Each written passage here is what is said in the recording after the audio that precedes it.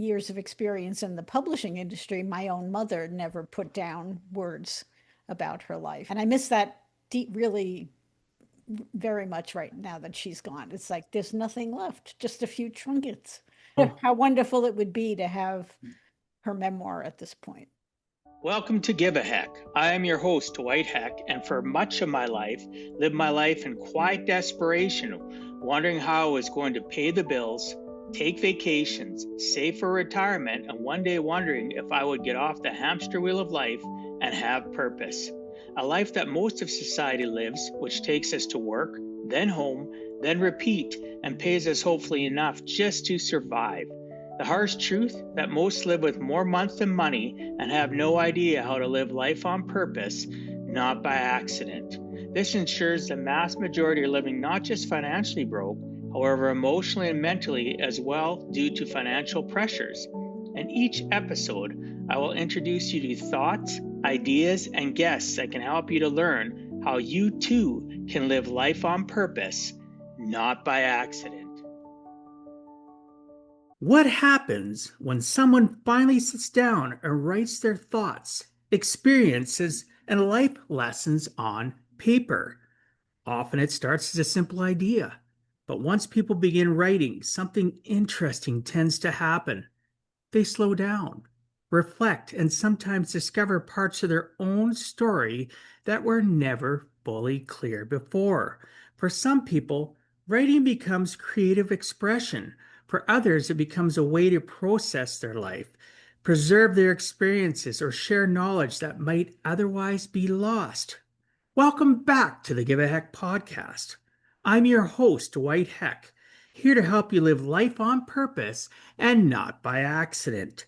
Today's guest, Michele DeFilippo, has spent more than 5 decades working closely with authors and books, guiding people through the process of turning their ideas and life experiences into something that can be shared with the world. Through that work, she has had a front row seat to something fascinating: the way writing often changes the person doing it. When people began putting their thoughts, memories, and lessons into words, they often gain clarity about their own journey and the impact they want their story to have. Today, we're going to explore the deeper side of writing, why documenting our thoughts matters, how writing can become reflective and even cathartic, and why capturing our experiences can play an important role in the legacy we leave behind. Michele, welcome to the Give a Heck podcast. Thanks so much for agreeing to come on and share with us some of your life journey. Thank you for having me, Dwight. I appreciate it. Yes, I look forward to our conversation. For those watching or listening, you've heard this before. We had a great session prior to hitting record. Michele is so easy to talk to and have a conversation. This podcast is going to be great because you're going to be able to really understand and relate to Michele's origin, her life experiences, because of course I've researched, obviously not to the extent of what we're going to learn now, but hold on, buckle up. Here we go.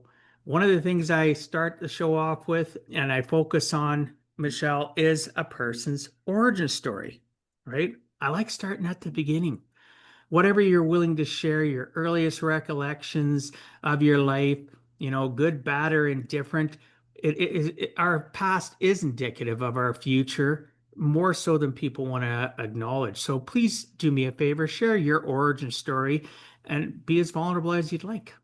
Well, first I need to tell you that I majored in magic markers in school, so I'm not necessarily a deep thinker, but I grew up in Brooklyn, New York, and my first job was with Crown Publishing in New York, and that's how I got into the publishing business.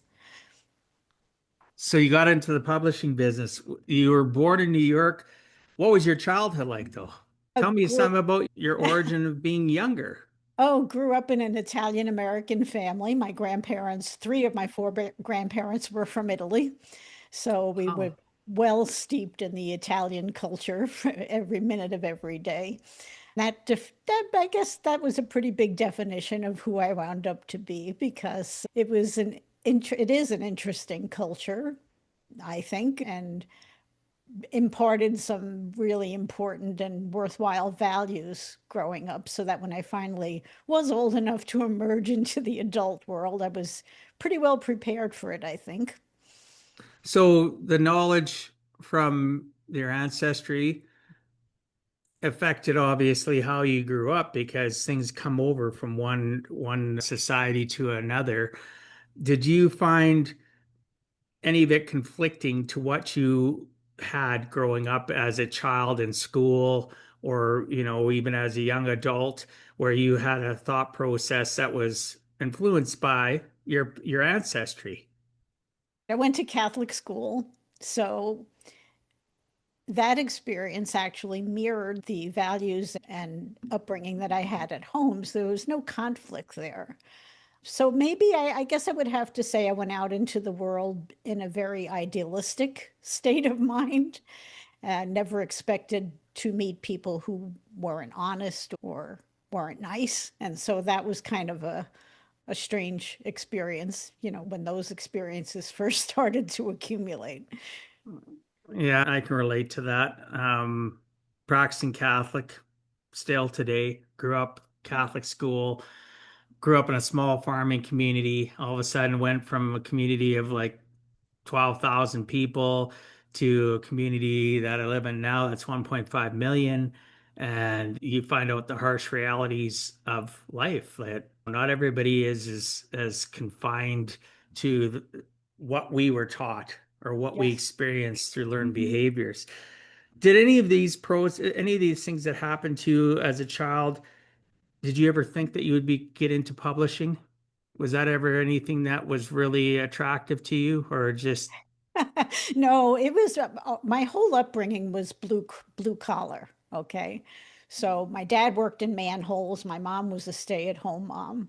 And so the whole entire focus was getting a job. Just go to work as soon as you possibly can, go to work. I went to community college, went out looking for work, and the first company that offered me a job, I said yes, and it turned out to be in the publishing industry. I had no intention of working no direct intention to work in publishing, but it was all about getting a job, making a living. that's the way life is, right? We sometimes fall into things we don't realize that's where we're going to be. Even in my career that I'm in today, I didn't realize I'd ever be in the financial world. So when you mentioned too at one point in time prior to pre-recording, which I thought the story was really good, that your parents didn't necessarily they followed everybody else's advice. You had a counselor and you ended up going to a specific school to become a secretary when really you were an honor student and could have gone anywhere. Do you see that today as being something that was a major catalyst to your success? Or was it something that you wish you could tell people today, listen, don't pigeonhole people? What would be your thoughts on that? Oh, definitely don't pigeonhole, don't let anyone pigeonhole you, and don't pigeonhole yourself. Right? Because my particular experience, my eighth grade counselor told my parents I was not college material, which I don't know how she could have even said that because I was getting straight A's, but she did. There was back then, believe it or not, in New York, Irish and Italians hated each other. And most of the nuns who taught us in school were Irish and I was Italian. So I think that might have had something to do with it. They just hated each other.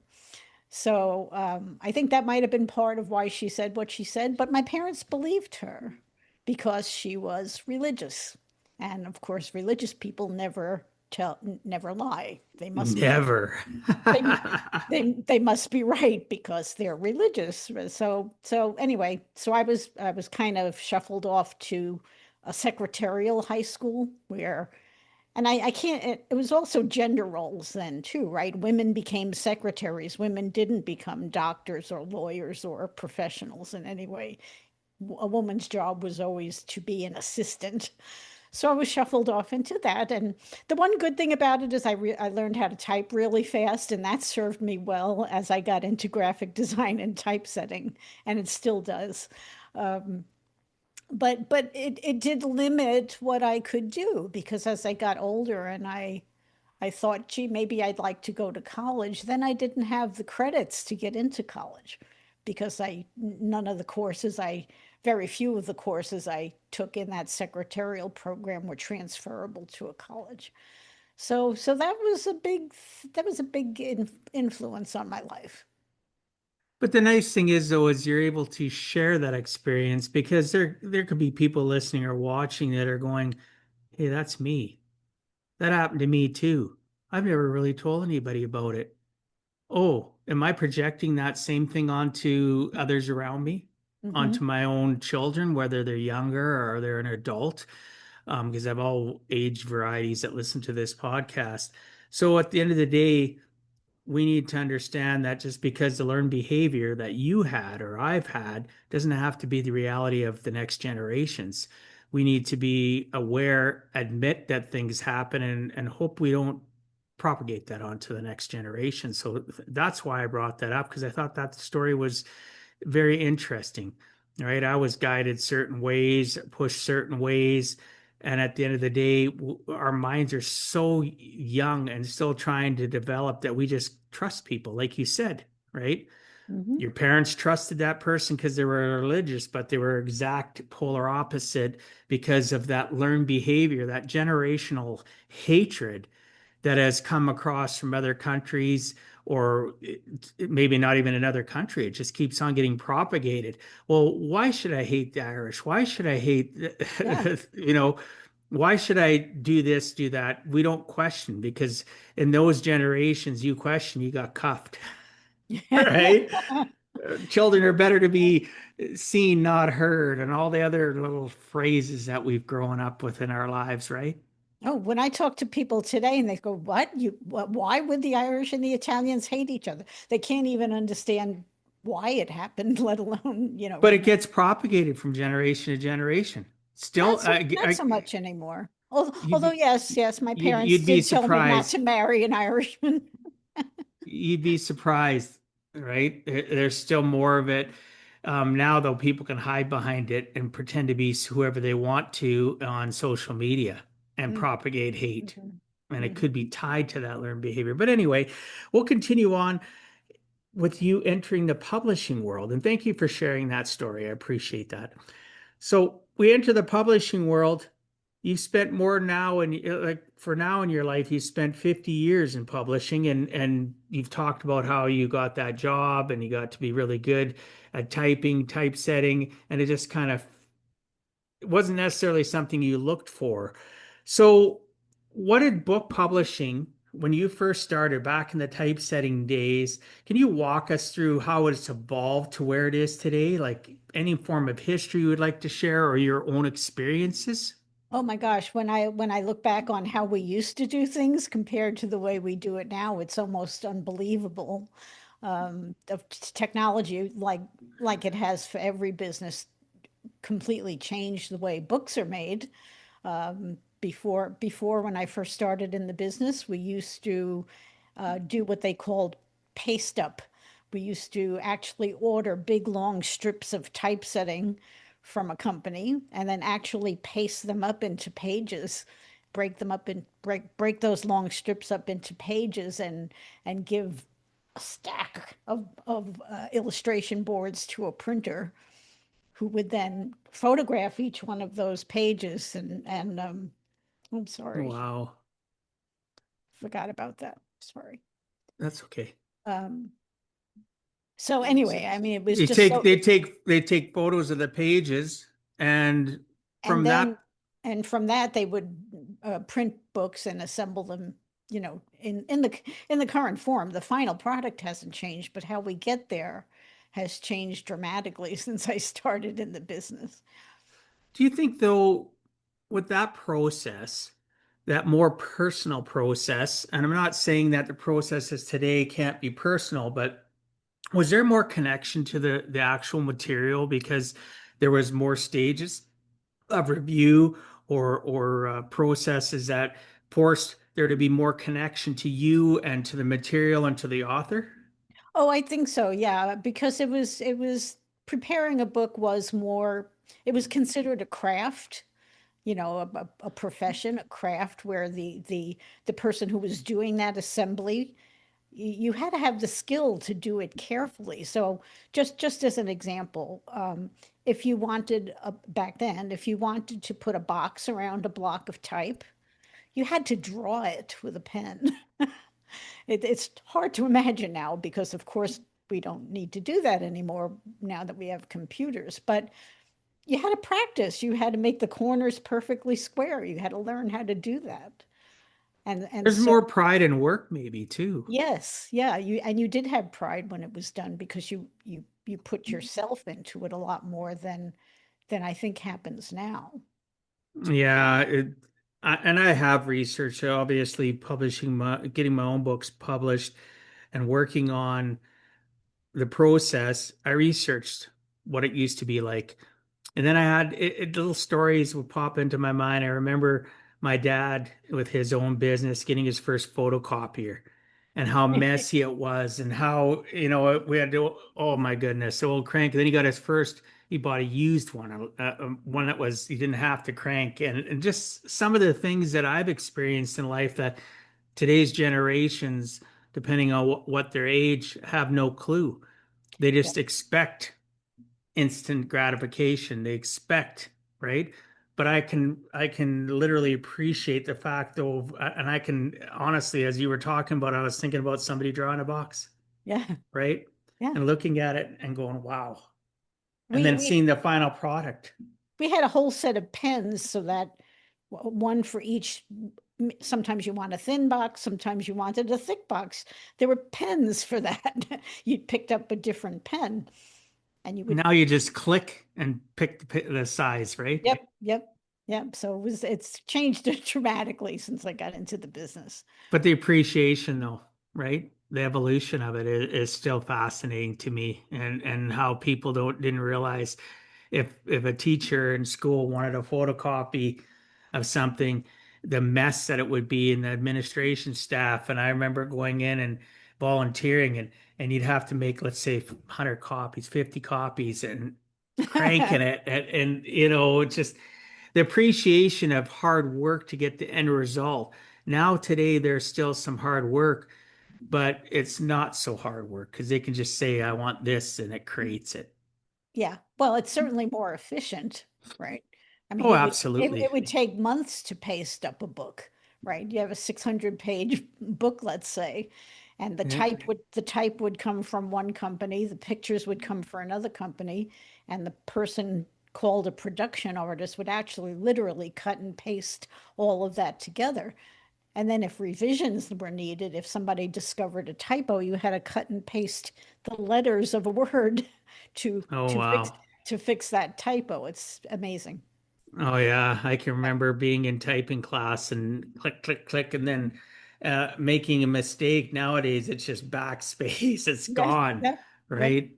yep. But we will move on from that. For the people that are listening or watching it, that you don't appreciate it, that's okay. We're going down memory lane for a moment. So over those last 5 decades working with authors, what have those experiences taught you about people and the stories that they carry? Well, I know for even now that authors put their whole heart and soul into a book. They care very deeply about every word, about everything they're doing. They want a good product to they want a good final product to present to people, right? Because of all the effort they put into it.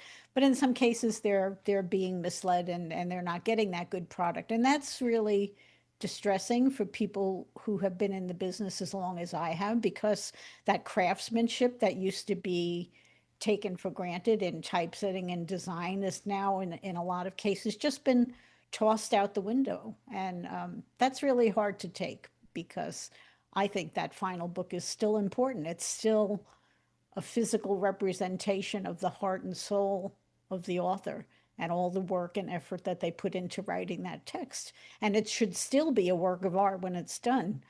So it's So the kind of processes, frustrating. the processes and the timelines, as you mentioned earlier, have collapsed. Things are done way more efficiently. Not that they weren't back then, but based on what was available, they were done the best way possible. So now we move forward, and now it can be done in let's say, half the time or a third of the time. But the message and what the author experiences from start to finish is the same. Yeah, from the author's point of view. But what's happened is with technology, in some cases, we've thrown away the baby with the bathwater, so Yeah. to speak. And so the standards that used to be taken for granted have also been thrown away in the name of efficiency and in the name of technology. And that's really hard to accept. Well, yeah, that I think I know myself going through it and then understanding the way the processes used to be. There's a lot of disconnect. There's a lot of um, there's not as much appreciation from the author and or the other side. It can be both. It Mhm. just, well, here's my data, give me my result, right? Mhm. There's not as much delving into the storyline because I can imagine today a lot of people, that are writing a book or in the process, is your editor a human being or is it AI editing it? Well, Are, we you believe in know, using human editors. well, and me too.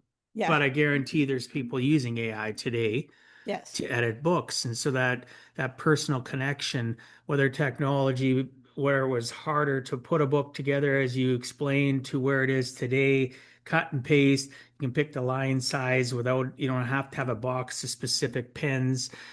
It's changed. And I worry that there's not as much interconnection, right? Whether or not there's a human editor or not, people's lives are so rushed that even the author, I don't think, can enjoy it as much as they possibly can because it's about hurry up, let's get this out. That's the pressure that I've Yes. heard from a lot of authors that I've interviewed. And I Yeah. felt that way myself. Oh, because there was people they were dealing with that were getting a book out in 45 days. And I was like, what? I was 5.5 months and I thought that was still too soon. Yeah. But I was Well, working on it every day. I allocated time every day to work on it, right? So well, your experience is more typical of the time frame that's needed to produce a quality book. But we get contacted from authors all the time who say, "Well, I've got an event in a month. Can you get me my book in time?" And we have to say no, which is unfortunate, right? But there is that expectation that all the professionals are doing is clicking a button, and we're not giving enough weight, I don't think, to the fact that there's a lot of thinking behind it, or should be a lot of thinking behind what decisions we make and what buttons we click. that brings up a great point though. People utilizing a book as a business card, like that person that wants a book in 30 days. Is it really about the vulnerability or is it about status? Is it about being able to say, "Hey, I'm a book author," right? Yeah. I have to say that I've seen that more and more. I get reached out by people all the time, emails to just to my information, my info box, and saying, you know what, they don't even research me. It's just a spam email. You should write a book, and we can have a book out for you in this period of time. It's a great business card, and not about the fact of you get to share your origin, your life, your knowledge. You get to be evergreen. You get to have legacy. Well, it should be about that, and it can also be about business successfully as long as you produce a good book, right? True.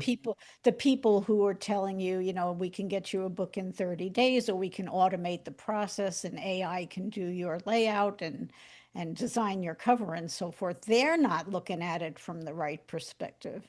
And that kind of, I think, bleeds into author attitudes. Everybody starts to think of a book as a commodity when really it isn't. It is a work of art. Oh, there are thousands of books on every subject, but every author brings their own perspective. So there are no two books that are alike, even if they're on the same subject. And I hope that doesn't get lost somewhere in the mix now. Now with AI writing books, what is that? What are the implications of that? It's amazing. Oh yeah, there's implications of everything, even presentations, reports, right? You can read. I'm not perfect at it, but I get sent stuff and I'll read through it and I can tell what doesn't have a human feeling to it. Hmm. It's very mechanical, and I'm not against, depending on what the report is or what data I'm getting, but that human connection in writing, I believe in wordsmithing. I believe in that the English language or whatever language should be held to a high standard. Hmm. And what how does AI write? AI populates and gives information based on data it scours from the internet. And all of a sudden, and it doesn't really have an emotional IQ, Hmm. right? And So I and worry about that too. it will never put together words like Stephen King or any other of your favorite authors. I haven't read Stephen King in years, haven't heard his name in years, but yeah, to have that creative imagination, absolutely. Yep. Um, you know, it is something though that we have to think about when we're dealing with people in life now. We have to understand what is, or at least be able to peel back the layers to what's the truth and what's a facade, because technology is growing faster than we can even imagine. Hmm. Right. And they say today that the human brain is still the most powerful computer in the world. Is it? Maybe not. Right? Is it? Yeah. Has it been overtaken? When something can think at the same speed and have access to information around the planet we don't, are they a better judge? I don't know. I I guess don't. that's the questions that we're going to have to be asking for the next years or decades.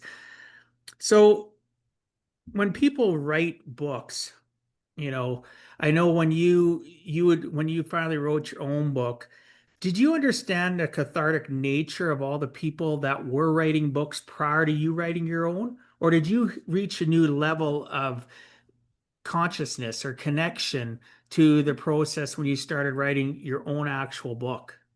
Well, that's it's hard to answer because my book is actually a compilation of about 60 blog posts that I had written when blogging first became a thing. And my editor said to me, "Why don't we put this into a book?" And I said, "Okay." And she turned it into something I never would have imagined. She organized it. She cleaned up my terrible language and um, she made it into something that I never, frankly, could have done on my own. But to actually review that, because you would have had to review it, whether it was written prior as blog posts, I understand that. What was what did it bring up any specific feelings? Did you think to yourself, "Oh, I wrote this in a blog post and I never proceeded forward with it or acknowledged it," or did you have any of that you experienced? Well, I was very thankful for her skills, right? And so I yes, I do, and I still feel that everybody that I work with today is so much smarter than I am. So I appreciate the fact that it takes a lot of experts to put out a good book. Fair enough. So, how have you seen in these 50 years the act of writing increase the clarity and of somebody that's been the writer though? Like, so take out the being a cathartic. Have you seen the book writing process enhance people's lives, like in a good way? Oh, yeah. I mean, I think, like you said, the author is putting words together, but it also changes you in the process, right? So, but as far as writing goes, my background is not in writing, it's in design. So Yeah, and that's fine. I really can't speak too much about that. So do you think though that whether you were in the design process of it, and you've authored your own book, whether or not it was blog posts put together in a creative fashion to um, attract people. Do you think that yourself that throughout the whole process, whether you can speak for people or not, you're still involved in it for 50 years, that book writing, if a person is on needs clarity in their life, do you think that is something that they should reach out for, that they should be pushed toward, that it can help, or is it only going to help a certain portion of the population? I don't know how you can answer that, right? Because it's each individual, there would be a different answer for each individual. But there was a self-publishing guru 20, 25 years ago, Dan Poynter. He's since passed away. But he used his slogan used to be nobody should die with a book inside them, right? So if you feel inclined to write, I think you should and see where it goes, see where it takes you, see where you take it, and just don't let it languish. If you've got the urge to do it, it doesn't matter if it makes sense. It doesn't matter if anybody else approves. Just let it go, let it rip.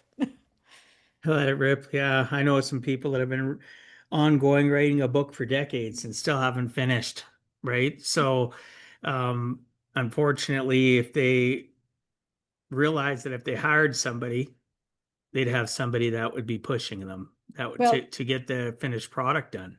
there is a joke in the publishing industry that you don't finish a book, you declare an ending. So, which is true. I mean, I've worked for, last year we did a 600 page epic poetry book for an author who had been writing it for 40 years. Wow. Yeah. And just this morning, I'm working on a quote for a book for an author who has been writing it for 15 years. So, Fair enough, right? yeah, Yeah, I wasn't trying to be critical of them, but there's so many people out there that I've spoken to that, oh, yeah, I started it, but I left it. I haven't gotten back to it.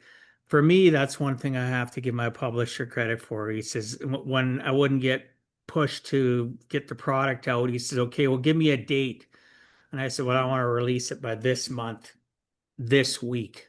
Why? And I told him why. He says, good, you got an end date. Now yes, let's get at her, right? yeah. So you're right. And you talked about when I decided to write a book, it wasn't me having that book die, it was the music dying inside of me. And people say, well, what do you mean by music? Well, we all have something that we share. So for me to write that book, I wanted to make sure all that knowledge about my origin that I told one-offs to somebody didn't die, that my kids, my grandkids, other generations could look back and go, wow, this is what Dwight was like, I think right? that's priceless. He didn't Yeah. let the music die inside of him. So that's how I looked at it. hmm I think that's really important. In fact, even with all my years of experience in the publishing industry, my own mother never put down words about her life, and I miss that really very much right now. Now that she's gone, it's like there's nothing left, just a few trinkets, a few Oh, photos, you know, and and I know. how wonderful it would be to have her memoir at this point. Well, and I look at the pictures that my one sister's, she's kind of like the picture person in our family in regards to the history and all the old photos. And how many times I should have asked her when I've seen pictures at her home or something's been posted, the back end story about it. Because all Mhm. of a sudden she knows the knowledge. It's been passed on to her by my parents or grandparents when they were still alive. But that story dies with her Yep. because it's not documented. And I went one step further. I bought these books from my parents last year that ask them and step them through questions, but it's already too late. And why do I say that? Because they're both 85 and my mom said it was just too overwhelming. She didn't want to sit and write down stuff. My dad is just like, nobody wants to know. I do. Yeah, people do. Right. And it's not But about sales. It's about being remembered. Oh, because we're a blip in history, right? We're a blip in history unless we do something to define our place in history, right? Yeah. So I don't know, maybe 7, 8 generations from now, my book will be used to prop up a couch leg, right? I don't know, but I hope that it keeps my memory alive a little bit longer because some of the memories you're sharing is about the people you love, and it can be even in a they can have that epiphany moment and go, "Oh wow, I forgot about that." Because I heard Hmm. that a lot from some of my friends and relatives that read my book. Oh, I didn't know that about you. I heard that a lot too. I didn't know that about you. Or, oh, I remember. Tell me more. So it opened up conversations too, which was kind of interesting, Hmm. right? Yep. So yeah, we have so much wisdom and experiences, and it just people just don't document them. And that picture thing. And now it's our conversation is going to make it so that I'm going to be more aware. So thank you for that too.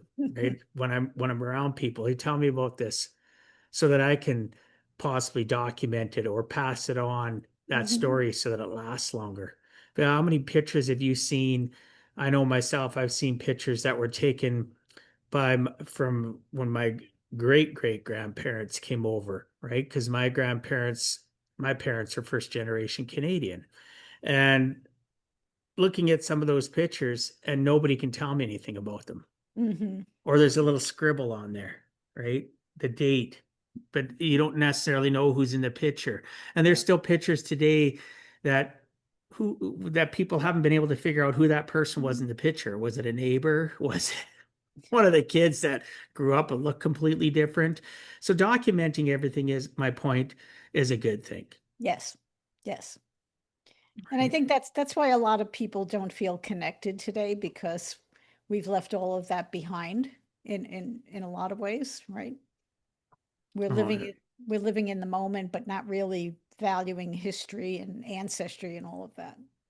oh, and that's one thing traveling. I like going to other countries or I like knowing the history Hmm. because we're evolution of history. My goodness, like think about it. 100 years ago, people were still riding around with guns in their hips, and it's not that long ago, right? In Arizona, it's still happening. Oh, okay. Well, I'll stay away from Arizona, that part of Arizona. So when it comes to this is going to be obviously you can't speak for the whole process, but what's been one book in your life that has been like that you can reflect back on that was significant in your own evolution to prove our point that books are powerful? It can be more than one, but what would be one that would really stand out for you? Actually, it's one of the few books I have read more than once, and I first read it probably in high school. Was probably on a summer reading list or something, and it was the fictionalized biography of Michelangelo, and Oh, the title was The Agony and the Ecstasy.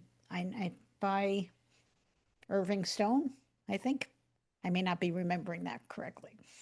But it was just the life of Michelangelo, which was just filled with all kinds of fascinating details about how he studied art, how he became a great artist and sculptor, and all the hassles he went through along the way, uh, trying to make his art meaningful. It was really it was a book that stayed with me, and I read it again a few years ago, just to go through it again. And I got more out of it the second time than the first. it's nice to hear though because most people read a book, go on to the next one, go Hmm. on to the next one. They don't really think what was the impact of that book on my thought processes. Did it, obviously if it's a fiction book, it's going to be different, right? Doesn't mean that you can't have emotional ups and downs reading the book. But nonfiction books, I've had to look back and I've read some more than once. I've Hmm. read certain books 4 or 5 times and still discovered stuff as I'm reading it again, Yep. right?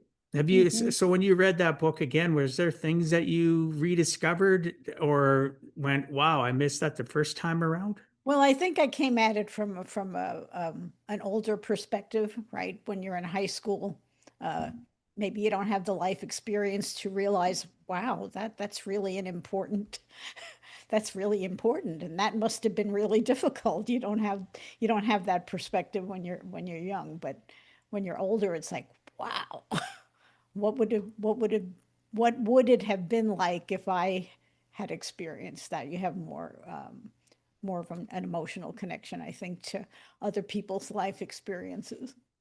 Yeah, so I'd have to agree. There's books that I've read where there was a 15-year, 20-year time span difference, and now my life experiences and my emotional IQ have changed, Hmm. and I interpret it differently. Absolutely. So I appreciate you sharing that. So tell me about your business, your company itself. You know, tell me whatever you would like to share in regards to how people would reach out to you, how and what you would take them through. You know, you don't have to give me a half hour breakdown, but bullet point, something that can, the people that have been listening to us could feel comfortable to reach out to you and know what they're going to go through somewhat. Well, we have a process, of course, that starts with a friendly conversation. The one thing I think that differentiates us from a lot of companies in the marketplace right now is that we're not going to hound you. If you contact us, we're not going to start sending you 5 emails a day and endless phone calls to just land the job, okay? Because we do business the old-fashioned way. We want to value each customer. We want to know something about each customer. And so I think our perspective is unfortunately not as common as it ought to be. So that's our number one. Um, each author is different, each book is different, and we try to honor that from the very first conversation. That's fantastic. I love hearing that because I'm the same with my business as we talked about earlier. Well, I don't know if it was prior to recording or after, but yeah, to actually get to know the person. Hmm. People are already feeling extreme pressure in their lives and getting pushed, getting, I say, bullied. Bullying can happen in a very calm fashion too, and people Hmm. aren't realizing it, right? So the inundation with emails, phone calls, whatever, people aren't looking for that. They just want true, honest connection. They want Yep. somebody, people don't care what you know. They want to know how much you care first. Then they want to know what you know, right? So Exactly. I mean, we try to remember how, even throughout the process, how would we want to be treated? If I ask this question, how would I want it to be answered? If I express this need, what kind of a response would I want, and what would I appreciate? It's not, in some ways, the production of books today has become a commodity. You know, just put the author up on a conveyor belt and give everybody the same solution and pop them out the other end, get the check, and move on to the next one. That's just not what real publishing is about. And so that's what's been lost in the technological process, I think. yeah, and something popped into my head. I know when my clients and we go through whatever process and we get to the end and they've accomplished some of the goals that we've laid out, or they've accomplished many goals, and I celebrate with them, and I feel that warm fuzziness, Hmm. the same that I did when I started 25 years ago. I know I'm on the right path. Hmm. And I continually look at it that way. The human connection, that human element is the reason why I still do what I do, why I still wake up with gratefulness. Yourself, through this process, being in it for 50 years, do you still feel the same joy that you did years Oh, ago? yes, yes. I it's, well, it's satisfaction, right? I mean, I don't know how there can be satisfaction if you're not doing a job well. if you're just handing somebody a template, or if you're just treating everybody like they're the next cog in the wheel. Yeah. When you go home at night from work, what do you feel like? I mean, isn't it, it's more important for them to be sure, for the authors to be sure, but it's also more important for you to do a good job and to give people your best effort. And that's what we try to do. And that's perfect. And I'm glad you stated it that way because that's where I want to showcase people that are about the human connection. So those listening or watching, I've had other people on that help people publish books over the last 5 years, and it seemed very cold. This isn't. This is going to be very centered around caring about what you have to say. Obviously, there's going to get to a point where there's structure and things that have to be followed, Hmm. but this should be important to you, those listening or watching, that somebody's actually going to give two hoots about your life. They're going to actually want to build that relationship. And contrary to what people think, it's few and far between. People are so pressured and so rushed, and time frames, as you had mentioned earlier, a person wanting a book in 30 days before they had an event, just stuff like that. We're always go, go, go on that hamster wheel of life. Sometimes we need to slow down and work with individuals that truly care. And I believe Michelle's that person. So if you're looking at wanting to write a book, please check Michelle out. Thank you. Michelle, please tell us, a couple more questions, but since we're on this, what's the best way for people to reach out to you? Obviously, for those new to the Give a Heck podcast, just go to my website, giveaheck.com. I'll make sure all your links, there'll be in the show notes, there'll be summaries. You'll be able to find out anything you need to easily connect to Michelle through social media and her website. But for those that would like to hear, please tell me, what is the best way that you believe people should reach out to you? Okay, well, my company is 1106 Design, and you can reach us at 1106design.com, where you'll find a wealth of information. You can download my book for free. It's called Publish Like the Pros. And just as I described, it's the compilation of 60 blog posts that somebody else made better. But it does tell the story, and I think it will be helpful for a lot of authors. Our number one difference is that I want authors to know that they do not need to work with a publisher necessarily to self-publish their book. And that's a message that has been forgotten. And the book goes through the financial differences between working with an author services company like mine and working with a publisher. And it's a significant financial difference every time you sell a book. I love that distinction. So, author service as opposed to a publisher. So, the company I worked with, then by definition, was author service. They weren't necessarily a publisher. They took me through all the processes, who to contact, what I needed to do, and stepped me through it. But they handheld, but I still had to take the step forward. I still had to continually do. So, in that definition, that would be a self-serve situation as opposed to a publisher that just grabs everything and runs with it. You're not involved as often. Well, a traditional publisher will shape the book to what their sense of what it should be, not your sense. So that's, I think, the major difference between working with a publisher and working with an author services company, right? And then, traditional publishers don't charge the author to produce the book, but then they take part of the revenue when the book is sold, which is fair. That's how they recoup their investment in their work. But an author services company does not take any revenue out of the author's pocket after the book is sold. All of the revenue goes to the author. So that's an important distinction, I think. Yeah, I remember reading a little blurb where you talk about the fact you can either make, was it $5 or $7 a book, or you can make a couple dollars a book. What do Hmm. you want? Right? Yeah. Well, the data point in between there is that now we have so-called publishers that charge the author to produce the book, and they also take money out of the author's pocket Wow. on the back end, right? Now, if the author doesn't charge you to produce the book, then fine, share the revenue on the back end. That there's nothing wrong with that. But if a publishing company is charging you to produce the book and they're promising to pay you a royalty, you can be pretty sure that they're keeping some of that money and paying you less. Wow. I So didn't know the distinction. it's a terribly difficult distinction to get across.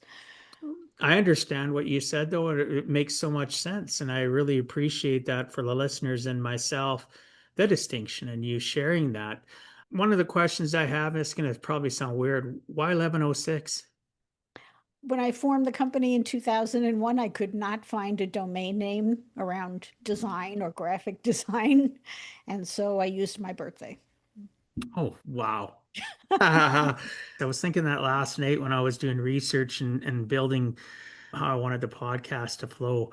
So I appreciate you sharing that. It's sometimes it's just a simple explanation. Yep. Somebody once told me I can't work for you because you're a Scorpio. I was okay. Oh, So you never know who's going to misunderstand something. oh my goodness. Yeah.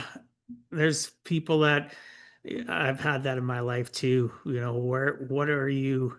Are you a Libra? Are you what, which I am? Yeah, oh, can't work with you. Where's your moon rising and what animal are you this year? What, like, I don't get all of it, but I've had it projected at me. And there's people out there, I'm not disrespecting you, that you honestly believe that you can't do certain things on certain days. You can't deal with certain people because they are a Scorpio or whatever. God bless you. That's all I Yeah. have to say. Yeah. Right? Everybody finds their own story that they can live within. We all have a tribe and we Yeah. attract one another. And I believe that's the people that have been, I'd say 95% of the people that have been on my show. It's because there was a connection, there was a direction. We were meant to be. We were meant to have a conversation. We were meant to become longtime friends. I'd say, I bet you at least 75, 80% of the people that have been on my show in the 5.5 years I could reach out to and have a conversation with. It would just because I want that. I want them to think they can do that and believe they can do that to me as well.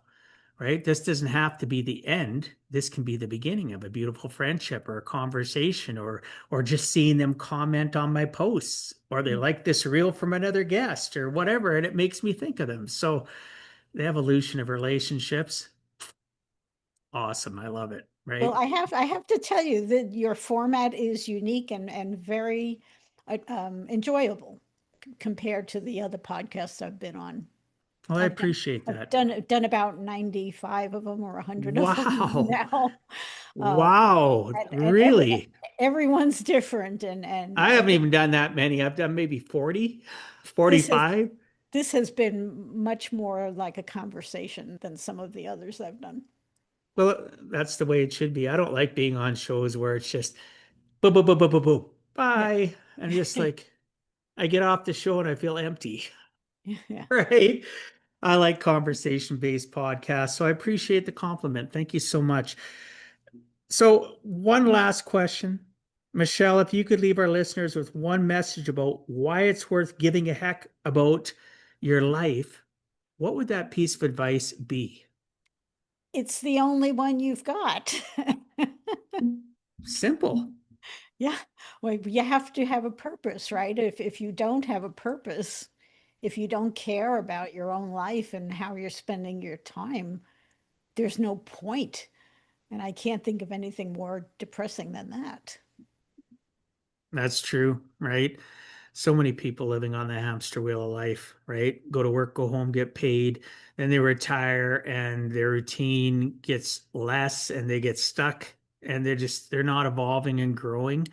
I say this, listeners of the show, you're going to probably get tired of hearing this, but our brain's a giant computer. It doesn't know the difference between a truth and a lie. I hope you're feeding it new information, good information every single day till the day you take your last breath, Hmm. right? Give your brain something to feed off of, to be Yep. able to analyze, to process, to just life is short. It's in, life is not a dress rehearsal. It's in session, right? Feed Mhm. your brain, give it good information. If you have a story to tell, it's never too late. I don't care what age you are. I have people in their 70s and 80s that listen to my show. You can still write a book. Reach Yep. out to Michelle, Yep. right? Have somebody assist you, right? So help, even if it sells, like I looked at the stats of how books sell, right? 5,000 books is considered a perfect target. Well, then there's people on the New York Times bestseller list that are buying a label that are selling hundreds of thousands of copies, but we don't understand the burden of all the other side to get that book to that point either. Hmm. Don't think that that is the de facto standard. You can release a book, have somebody assist you, get that book out there, whether it sells one or 5,000. You've just created a legacy. That's correct. That's correct. Nobody can write the book you can write. That's the Absolutely. that's the human brain. Absolutely. Do you have any last final closing comments before I wrap up this show? No, I would just say if anybody does want to contact me, I give free consultations. If you have any questions at all, whether we work together or not, I would like to share with you the questions you should ask of any vendor that you're considering. And then, of course, you make your own choice, but I'm always happy to talk to anybody and answer questions. Fantastic. I like the fact that you have something you're willing to share for them to go out and utilize that with other vendors. You just prove that you're secure in what you do. You're not begging anybody. You're going to simply give them the tools and information they need to proceed forward, and hopefully it's with you. If not, you're going to give them an opportunity to prove that you are the best choice by the questions they'll ask others, Mhm. It's right? all about putting out a good book. Oh, absolutely. So thanks again, Michelle, for being on the show. I appreciate your time and, sharing your perspective for the work you've done helping people bring their stories to the world. I truly appreciate you being here. Thank you, So Dwight. you're welcome. To our listeners and viewers, thank you for investing your time with us today. If this episode resonated with you, please share it. When you share an episode, it helps this message reach more people so they too can give a heck and live with purpose and intention. Please subscribe to the Give a Heck podcast on your favorite platform and leave a review. That also helps ensure that it gets put in front of more people. Until next time, live life on purpose and not by accident. And remember, it's never too late to give a heck. Thank you for taking time out of your day and listening to Give a Heck. If you find value, I'd appreciate you sharing with your friends and family so they too can learn how to live life on purpose, not by accident. So you do not miss the next episode, please subscribe on your favorite podcast platform and please also post a review. I look forward to reading your comments. This has been Dwight Heck. If you want to check out other podcast episodes or today's show notes, please check out my website, giveaheck.com. And until next time, together let us all strive to give a heck.